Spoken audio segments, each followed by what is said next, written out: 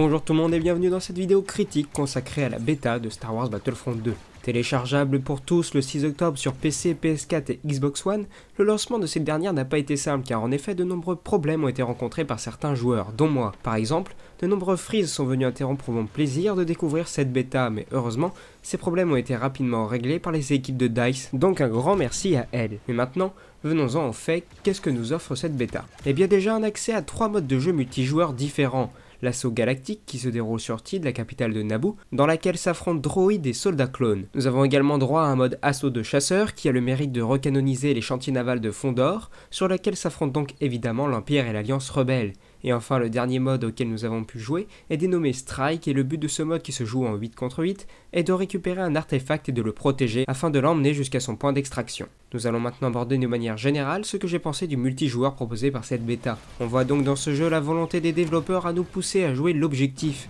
car vraiment c'est ce qui rapporte le plus de points et c'est grâce à ces points qu'on pourra acquérir des bonus comme contrôler un Wookiee ou bien encore utiliser un des nombreux vaisseaux disponibles. Alors personnellement mon avis reste assez mitigé concernant cette nouveauté, car oui c'est vraiment intéressant de nous pousser à jouer l'objectif, mais quand on est un petit peu mauvais on aura moins de chances de jouer les héros.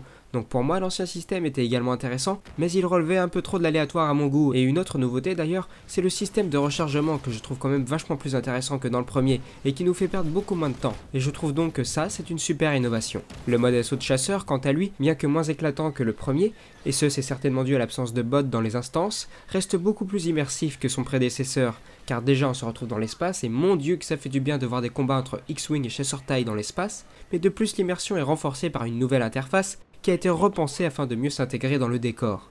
Ce mode est donc certainement celui que j'ai préféré, bien que le maniement des vaisseaux ait légèrement changé, il me donne envie d'en voir plus et ça c'est forcément positif. Concernant les classes disponibles, j'ai pris le temps de toutes les tester et je dois vous avouer que je n'ai pas encore tout à fait compris l'utilité de l'officier, mais par contre les classes assaut et spécialistes sont vraiment celles avec lesquelles j'ai pris le plus de plaisir. Elles peuvent avoir l'air un peu compliquées à jouer au départ, mais une fois qu'on comprend bien le système, elles sont vraiment très plaisantes à jouer.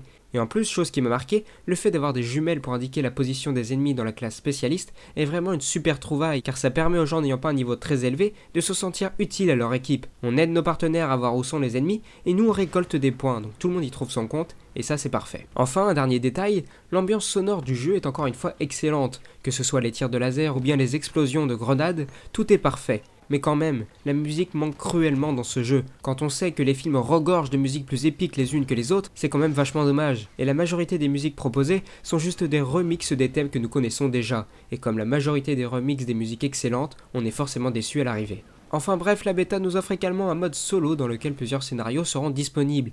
Et dans cette version d'essai, nous avons accès à 2 d'entre eux. Dans le premier, il s'agit d'un affrontement en 10 contre 10 où nous contrôlons les droïdes, et il s'agit tout simplement d'un match à mort par équipe. Le deuxième, quant à lui, s'avère plus intéressant car nous avons la possibilité de contrôler au choix un super droïde de combat ou bien alors Dark Maul. Alors est-ce que j'ai réellement besoin de vous dire quel personnage tout le monde contrôle dans ce mode de jeu? Je ne pense pas. Mais voilà ce que je pense de cette partie proposée par la bêta. Bien qu'intéressante au vu du peu de modes proposés dans Battlefront premier du nom, je ne pense pas que cette partie du jeu occupera la majorité de mon temps, car en effet, les parties étant très courtes, il est peu probable que vous passiez des heures à vous amuser sur ce mode de jeu. Mais venons-en au plus intéressant maintenant. Certes, le multijoueur sera la partie la plus importante du jeu, mais ne croyez pas que c'est pour ça que je débourserai 50 €, car ce qui va me les faire dépenser, c'est le mode solo. C'est celui qu'on en attend tous, et en plus d'apprendre une histoire exclusive qui sera chargée de nous expliquer comment l'Empire s'en est sorti après la bataille d'Endor, nous y découvrirons de nouvelles planètes ainsi que plein de nouveaux personnages. Et ça, c'est ce qui m'inspire le plus. Mais j'espère donc que ce n'aura pas le même effet de pétard mouillé qu'avait eu le pouvoir de la force deuxième du nom, car une campagne solo que tu finis en 5 heures, c'est non. Donc voilà les amis, j'espère que cette vidéo vous aura plu, qu'elle vous aura été utile. N'hésitez pas à me dire ce que vous aussi vous avez pensé de cette bêta, mais également ce que vous attendez le plus de ce jeu. Sur ce, à plus tout le monde et à la prochaine, ciao.